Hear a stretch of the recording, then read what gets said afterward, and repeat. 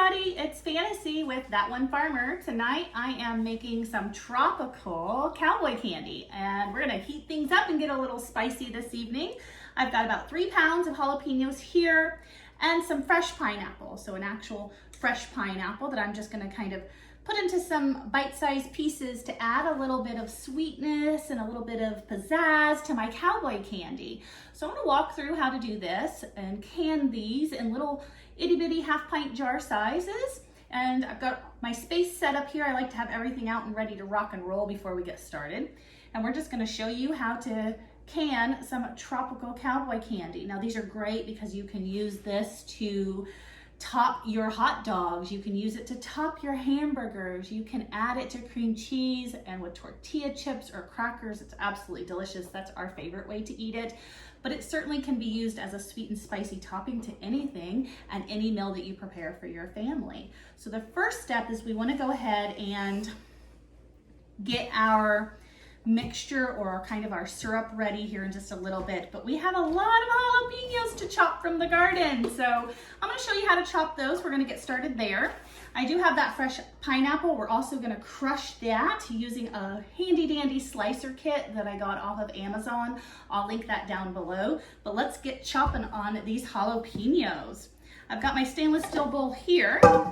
And my chopper doesn't slice jalapenos, it'll dice them into little squares, but I like to keep them in the jalapeno shape.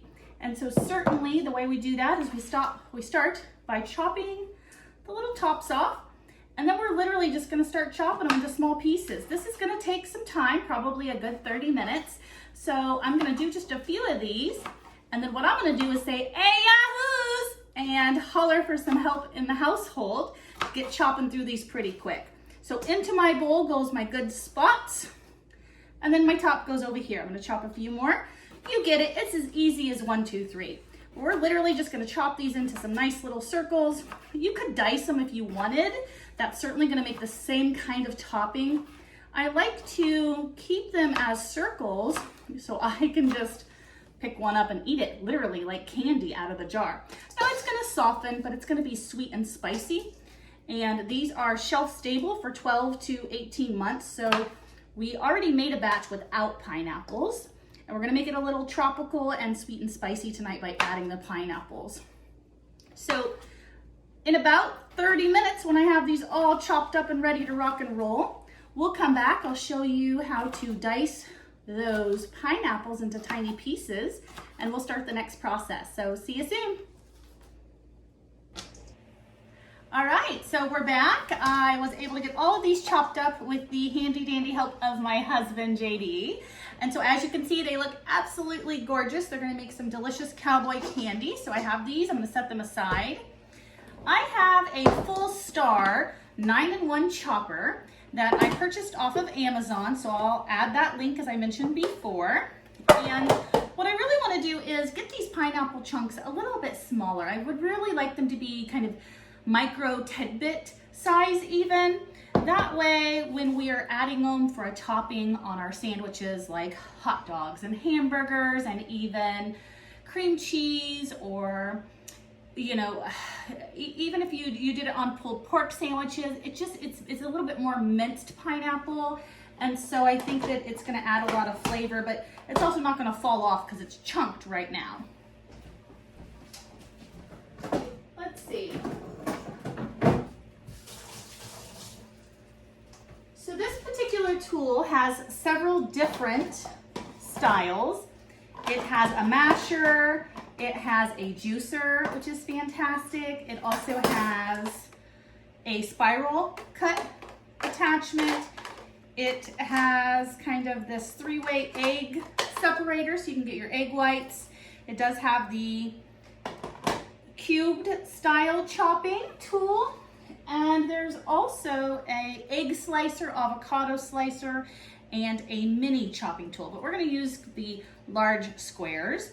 And then they have mini squares, but it's super nice. It just locks in place. You can unlock it, lock it, and you're gonna put your fruit on top. You can do multiple pieces at a time and squish down. And it makes these little chopped pieces, which is great. It's gonna be super fast. If you don't have this, that's fine, right? You definitely can just use your fork. I can be a little bit more sanitary. I've washed my hands a million times and this is my food, so I have no problems touching it per se. But stick it on top, crunch down. It works incredible. We're just gonna do that a few times till we get these pineapples all popped up. You can use canned pineapples, chunk pineapples. You can use pineapple tidbits for this recipe. The main thing is you're going to want to drain the juice if you're using canned pineapple, because it's either canned in a light syrup or canned in water, and that is too much syrup. We're gonna make our own syrup here in just a moment with some apple cider vinegar that goes with our cowboy candy recipe. This is way better than using your knife to chop these up. We also could have diced our pineapple using this exact same method. It would have just been little chunks instead of little circles, so it's really about a preference. I more than likely would have preferred to use the chunks because it would have been super fast to put 3 or 4 in at a time and just pop down just like we did. This comes right off. Look how easy that is. And I've got these pineapple tidbits. Toss them in there, and we're ready to rock and roll. So yeah, full star, 9-in-1 chopper. I will send the link down below. I want to say it's about $20, but such an incredible investment. I do have a wet washcloth here so I can keep my space clean, wipe my hands off occasionally because it's pretty sticky. Also, because we try not to waste anything in our household here at That One Farmer, we do have all of our jalapeno tops, and we're going to toss these out to our chickens. Chickens really love these. They love the seeds. It's very healthy for them. It's rich in antioxidants for chickens. So we're going to go ahead and save those and set them aside. So I'm just going to kind of spoon this around a bit, get it mixed up. Now that I'm looking at it, it's pretty large. It may be bigger than the pot I have planned, so I might have to get my big stock pot, to be honest. That's a bad problem, a good problem to have when you're wanting to can a ton of yummy deliciousness like this. All right, so I'm just gonna set this aside. Another note, so I have my water bath canner here, and I actually have my half-pint jars inside that water bath canner. I just have them, the rack is here, they're laying down in the rack. I also have my canning lids and my sills in there. The reason for that is so I can sterilize everything at once, and it makes it really quick. Those are all been hand washed with soap anyways, or through the dishwasher, except the sills. And so that water is very clean. And then we'll reuse that same water to boil our water bath canning method. So next up is our syrup. We need to make our syrup. And as I mentioned, I am concerned, so I'm gonna go ahead and get my large stock pot for this.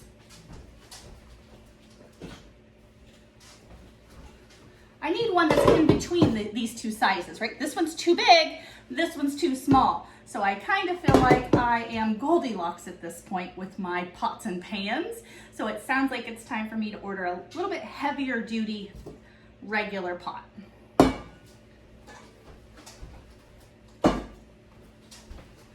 Now, do you have a favorite jalapeno recipe that you like to make? Anything that kind of comes to mind that you enjoy making and sharing with your family? Make sure you comment that below. If you've ever tried cowboy candy before, please do share your recipe. Everyone has their own variation. I actually found this recipe online. I'll link it below because I do want to give credit, of course, or at least call out her name. I don't have it with me right now, but certainly I want to give her credit. I do have it saved on my laptop, so I'll be sure to do that.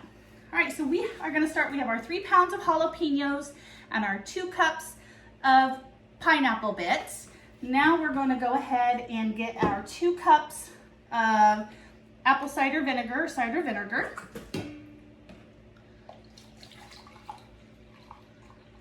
we've got 2 cups here.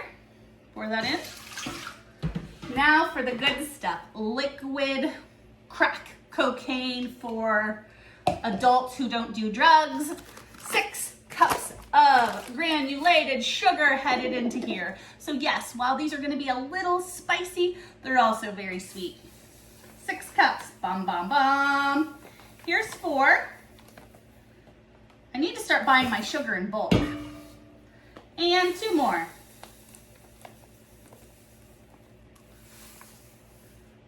All right, perfect.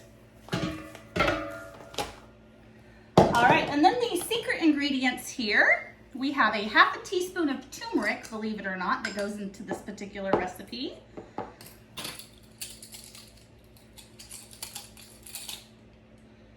And be careful with your turmeric. I use a plastic spoon because turmeric will stain your wooden spoons.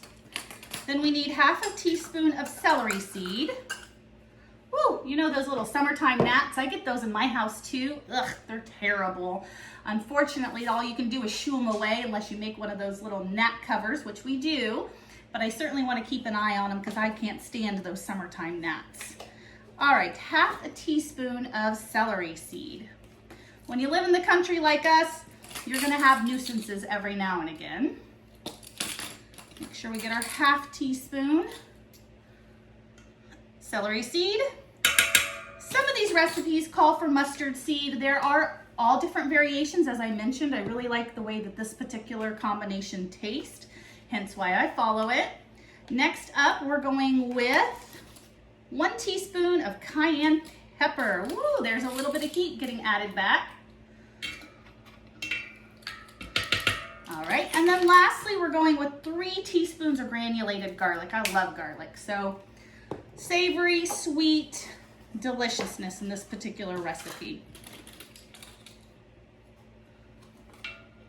1, 2, 3. Sometimes I say you can never have too much garlic unless you're a vampire. Well, then that's probably not a great idea, right? I don't know any vampires, so not a problem of mine. I'm gonna mix this all up before I put it on the stove. The next natural step for this particular blend is to dissolve the sugar. That's the number one thing we're trying to do. We're gonna put it on the stove for 5 minutes to get that sugar to dissolve. You can kind of see I'm stirring that around right now. And we wanna bring it to a boil. Once we get it to a nice boil, then we're gonna add our jalapenos and pineapples.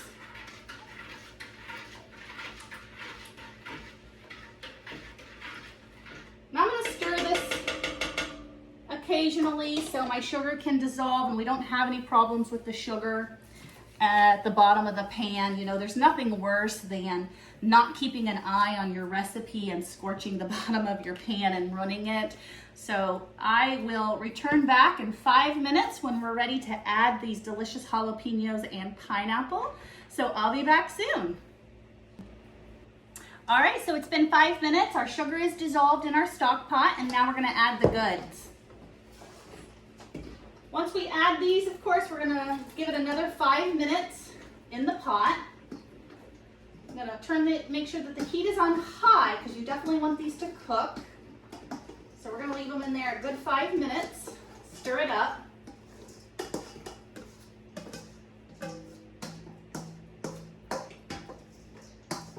Don't wanna waste any of these delicious morsels. Now this will generally make a batch of, 7 to 8 half pints. Might make a little bit more, might make a little bit less. Depends on the size of your jalapenos. So there's a lot of different variations there. And I'm just giving this a real good stirring to make sure I've got my jalapenos nicely mixed in with that syrup that I've created.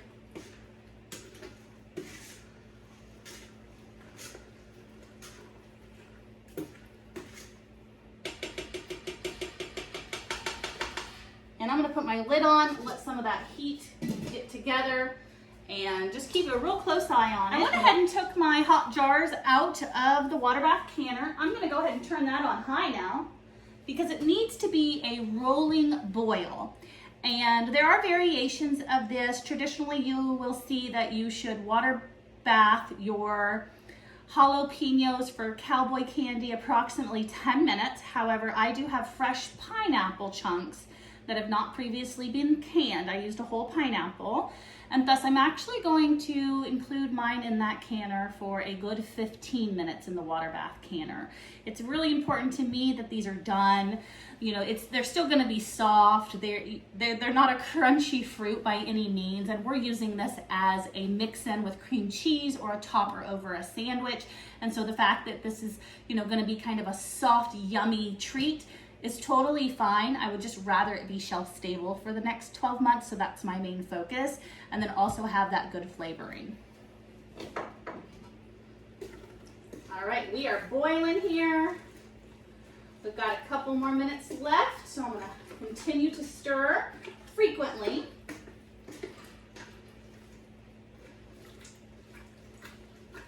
Stir, stir, stir. Turn that lid. I'm going to give that another 3 or 4 minutes.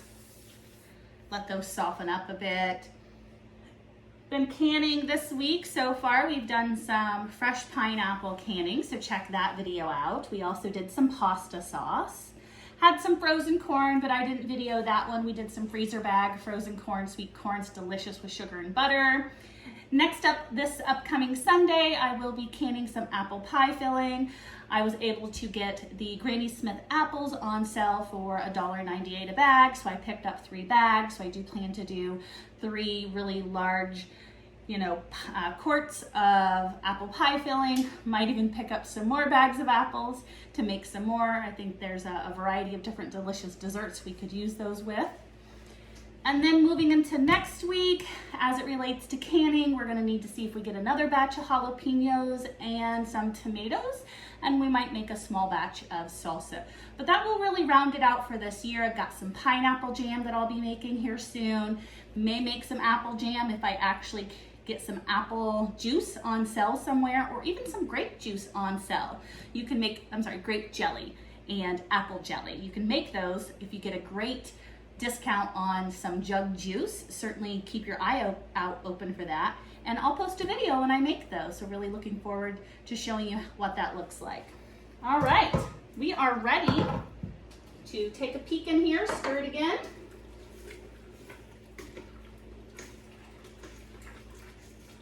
I'm gonna stir one more time.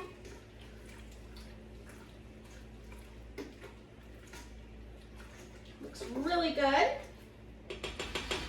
We're gonna get 60 more seconds, and then we're gonna transfer over and start filling up our jars. So quick question. If you're new to canning, what is something that scares you about canning?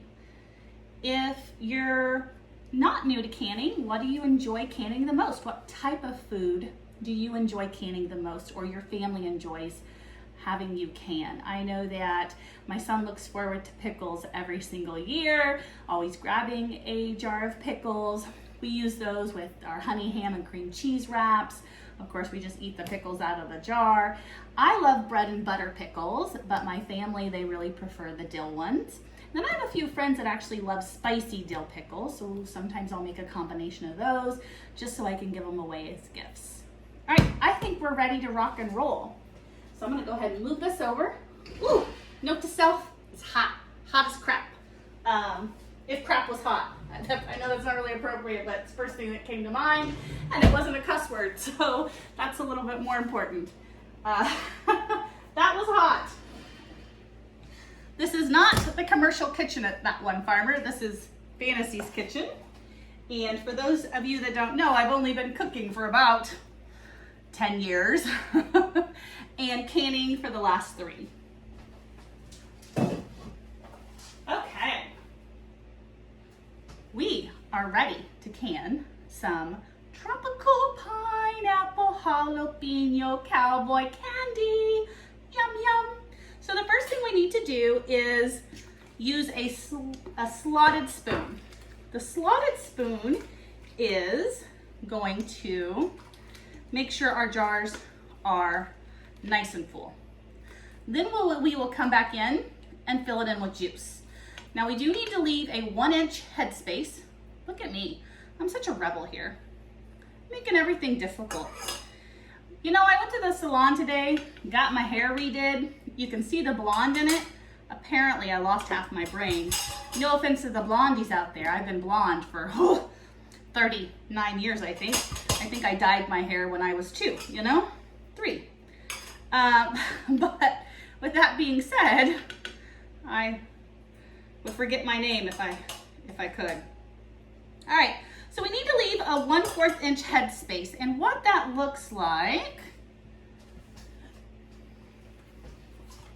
if you have one of these handy dandy headspace measuring guides, which they sell these for like pennies on the dollar in a kit that you can get, it's going to be the very top space is the the very bottom space. So it's the smallest space. So you can really fill these puppies up to the top, you know, to be honest with you. So you definitely want to cram them in there, get it nice and full, and then you're going to come back with your juice. Now, granted, you don't want it too full because you don't want it to boil over when you're ready to actually start. I guess I'm going to put my juice in later. That is too full of jalapenos, but that's okay. Yeah, so you don't want to overfill them, because if you overfill them, then you will indeed boil over in the water bath canner, and that will prevent a spill. And for any of us who have been canning for a while, you know that that can be a sad day. Now, granted, we would just stick it in our refrigerator and eat it within the next 30 days. Now, this Cowboy candy is optimal.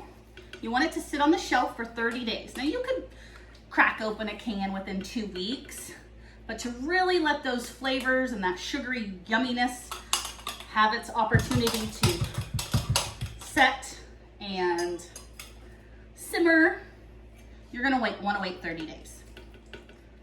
We've got a batch downstairs. We've got 1 more week to go, and you better believe I've already bought cream cheese, and I cannot wait to break it open. I got my tortilla chips in the cabinet, and I'm ready to rock and roll as soon as I can take it out.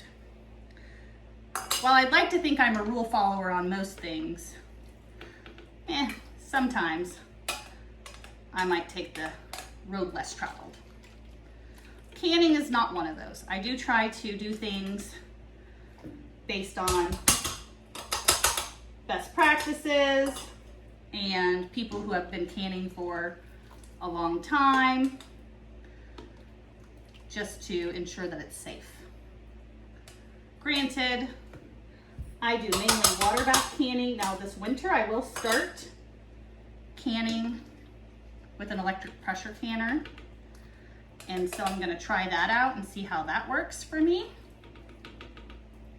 Wow, this made a lot more than I anticipated. Woohoo!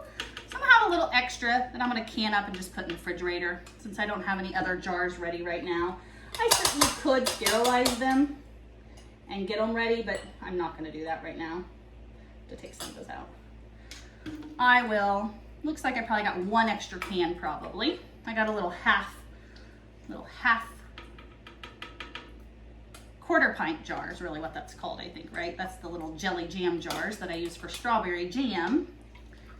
My daughter and I, we go to the strawberry patch. You know, that's one thing we've never had much luck at with strawberries. So we do go to the strawberry patch and get a whole boatload of hand-picked strawberries. It's kind of like a family affair. And we make our jam out of those. And that jam lasts us the entire year. And I usually will give away just a few little bitty half pint, quarter pints. Like this one right here. This little baby one, it's so cute. Put a little bow on it and makes it so cute. Oh, it just fills up so fast.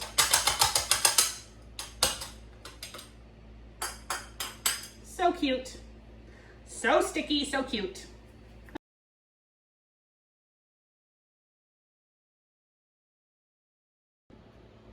Okay, so it's been 15 minutes. I turned my burner off, and now we're gonna take the lid off. Make sure you always take that off away from your face so you don't scald your face. And I'm just gonna take these out Remember, this is my little jar, my Rebel canner jar that I'm going to put directly into my refrigerator. We're going to set all of these out here. We're not going to touch them. We're going to leave them untouched overnight and come back in the morning and see how many have silled. As I like to say, it's music to my ears when I hear the little pings all through the night. Now you can see that several of these are packed really full, which is perfect. That's really what you want to see. It's okay if you didn't get it packed all the way to the brim. I've got one that's got a little bit of liquid down at the bottom. It's fine as long as it's airtight. It's going to be just fine. I know a lot of people will actually use these little quarter pints, actually quarter pints, so I keep calling them a half. This is a half pint that I'm using by default. These are half pints. But these little quarter pints here, those are perfect for most people. But when I open a can of these, my whole family digs in. So I do need the half pints here. Quarter pints are great for gifts, birthdays, Christmas, you know, you name it, church carry-ins, so forth and so on. So that's the wrap up tonight here at That One Farmer. Tune in, check my channel for other things that I've canned in the last year or two and what you can look forward to in the future. Check us out on Facebook as well at That One Farmer and see us at thatonefarmer.com. Thank you, have a great night, and God bless.